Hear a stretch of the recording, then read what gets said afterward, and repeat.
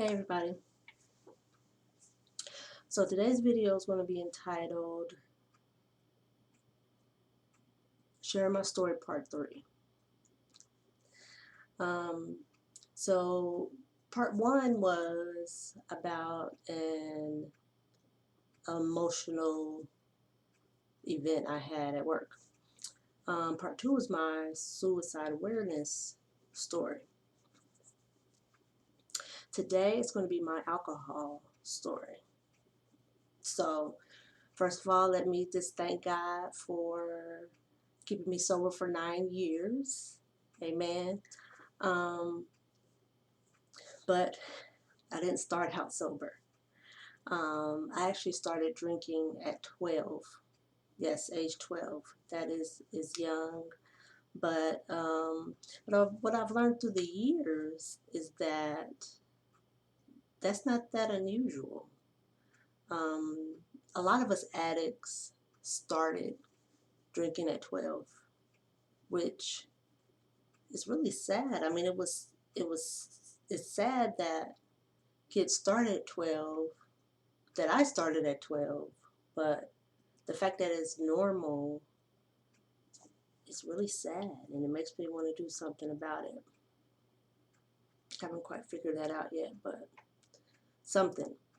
So I started at 12 out of boredom. I didn't have enough to do, and in hindsight, that was the problem. Um, Kids should be involved in activities. I don't care what kind of activities they are, just activities. 12-year-olds, one, shouldn't be bored, and it shouldn't be left up to them to find themselves something to do. Okay, they don't have the maturity to know what is constructive to do. Okay, so that's one thing. So I was 12, I was bored, and I wasn't drinking by myself. I had friends I was drinking with. We were all bored, so we all didn't have enough to do. So parents, keep your kids busy. Um, Again, doesn't matter what it is. Just give them something. You give them something to do. Um, and I'm sure I was a bad influence to a lot of people because I handed them the bottle, and later handed them the blunt. But that's why I want to be a good influence now. Okay, so I was drinking at 12. And it became an every weekend thing because I actually loved the way alcohol felt in my body. And it gave me courage. It gave me a form of a relief. But what I learned when I got older, after I got help, at 29, so that was, let me see, 22, 18 years later. When I got help 18 years later, I learned that I had anxiety and depression. And so that feeling of relief that I got from alcohol, I learned now is called self-medication. So I was self-medicating with alcohol to get relief from my anxiety and depression.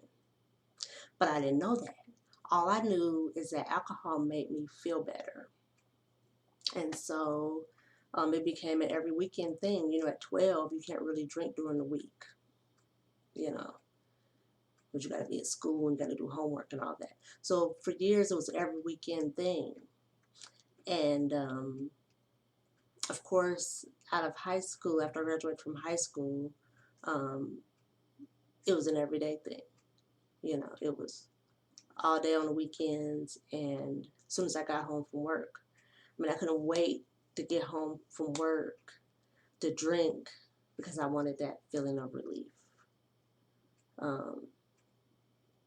That's why it's important. I guess this is also my anxiety and depression story because it's important to know those symptoms. See, if I had known those symptoms I would have known that I was self-medicating myself, and perhaps I would have asked for help.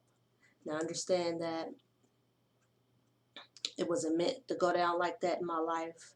That's why this is a passion of mine, and that's why someday I believe I'm gonna do something major to prevent this from happening to other kids. Um, but if I had to go through what I went through to help, then that makes it worth it. So that's why it's important to know the symptoms of depression and anxiety. Now, I didn't come prepared to give those, but perhaps that will be in my next video. But know the symptoms. Google the symptoms of depression and anxiety so you can know if you have it or not. So you can know if that's why you're drinking. Because, you know, addiction is a funny thing. Um, you could be self-medicating. You can be doing it because you have a predisposition. You know, some people drink and don't get addicted. But the only way to find out is to start drinking. That's why, to me, the solution is to not drink. You know, it's just to not drink, because you never know if you're going to become an addict, because there's no test you can take to find out if you're going to become an addict or not. You just know when you start drinking excessively. There's a lot of misunderstandings about addiction, and I'm going to talk about particularly alcoholism. People believe that people who drink every day are alcoholics. Yes, alcoholics do sometimes drink every day, but you can still be an alcoholic and stop drinking. Like I went periods of not drinking all through those 18 years of drinking. What makes an alcoholic, like the difference between an alcoholic and a social drinker, is how much the person drinks. A social drinker knows their limits and they'll stop. An alcoholic don't have a limit. They don't want a limit. They don't want a limit. They ain't thinking about no limit. They don't care about no limit.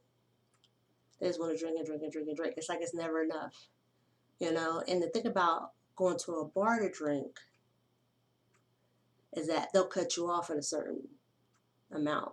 But see, when you're drinking at home, there's nobody to cut you off, and you just drink into a blackout, and you know, all kind of possible dangers could happen. That was a bad thing about me not, you know, going to a bar anymore, because that's what ended up happening. Friends got frustrated with me and wouldn't take me out with them anymore, so I would just drink at home, which made me drink even more.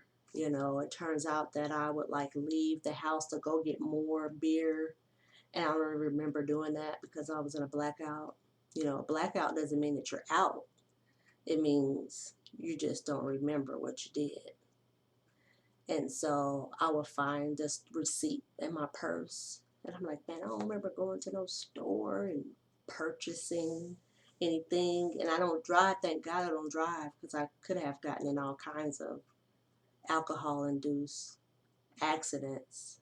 So it's a blessing that I don't drive.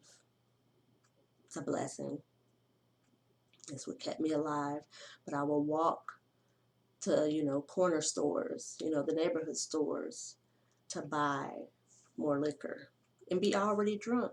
You already super drunk if you're in a blackout. But as an alcoholic, it's never enough. So I guess I drink until I actually pass out, which is different from a blackout. But started at 12, you know, got introduced to weed a couple years later, you know, got addicted to the combination of the weed and alcohol. Eventually, the weed turned my bronchitis into asthma, and I had to quit smoking, and so I drank even more. And then, you know, taking all those substances for all those years, um, I believe made my depression worse. And, I developed suicide tendencies, and then, you know, there's my suicide awareness story. But wasn't good doing all that drinking for all those years. Um, so my attempt to end my life is how I got sober. That was my rock bottom. But you don't have to hit rock bottom. You can just recognize this is excessive. If you have people always telling you, you need to quit drinking, you don't know how to drink. If you have people always telling you, you need to quit, listen to them. Don't assume that they're trying to keep you from having fun. Don't assume that they don't know what they're talking about, that I just like to drink. Nobody who just likes to drink drinks that much. When you drink too excessive, when you drink excessively, it's a problem. And you're probably an alcoholic. So take it from me. Don't do what I do. I've already done it. You don't have to do it because it's been done. And get interested, parents and kids.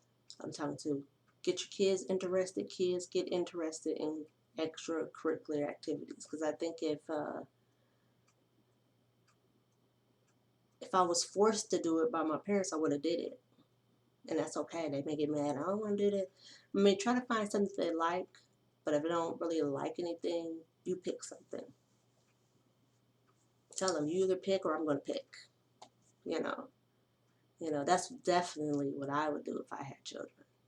I'm either picking or they picking. Somebody picking something.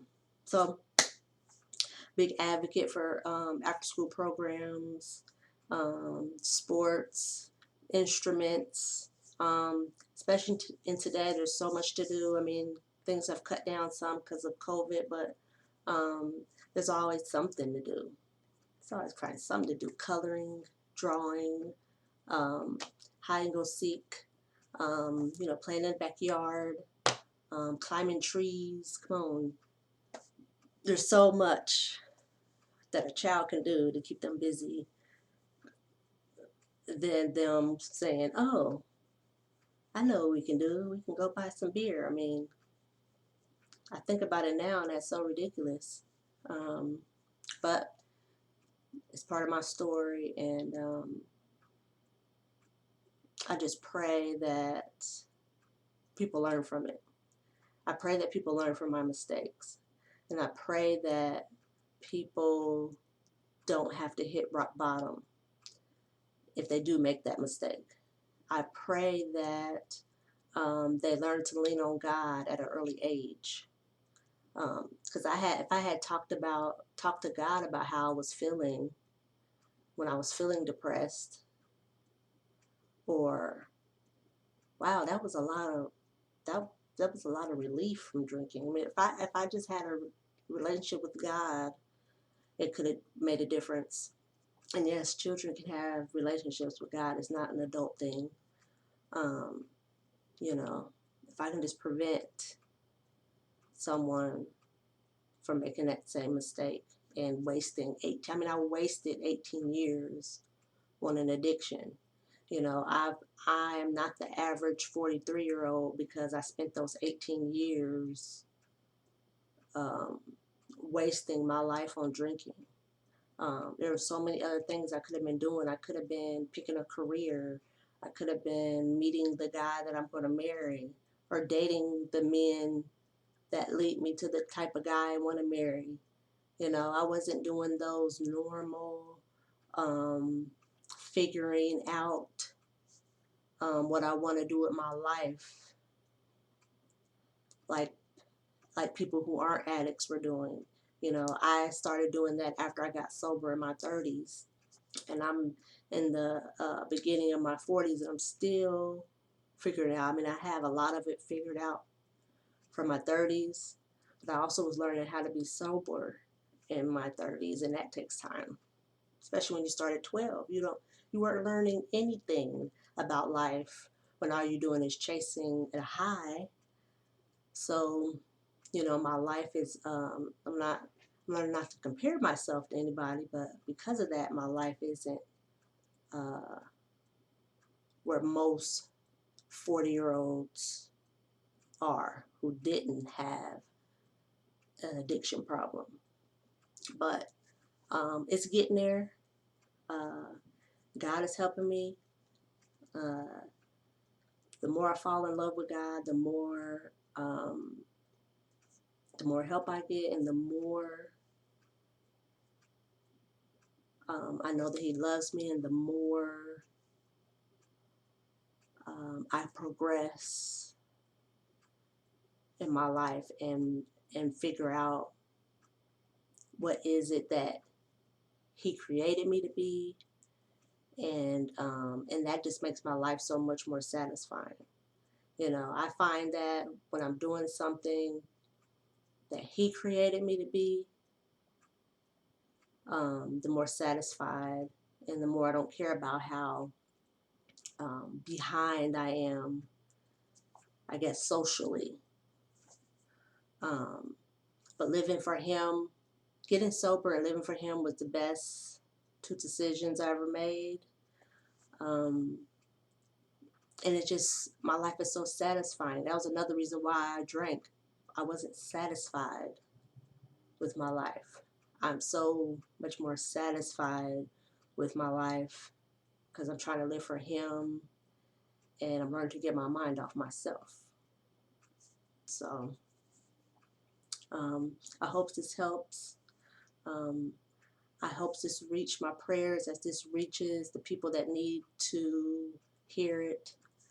Um, you know, don't be like the young me. Don't be like the adolescent, the teenage, and the 20-year-old me. Uh, be more like the me that I am today because of God's grace and mercy and love and guidance that I wouldn't want to do without it. I just wouldn't want to do without it. Life isn't as worth living without it. And that's why I like saying at the end of all my videos that love is not just what God does, it is just who He is. Okay, until next time, y'all.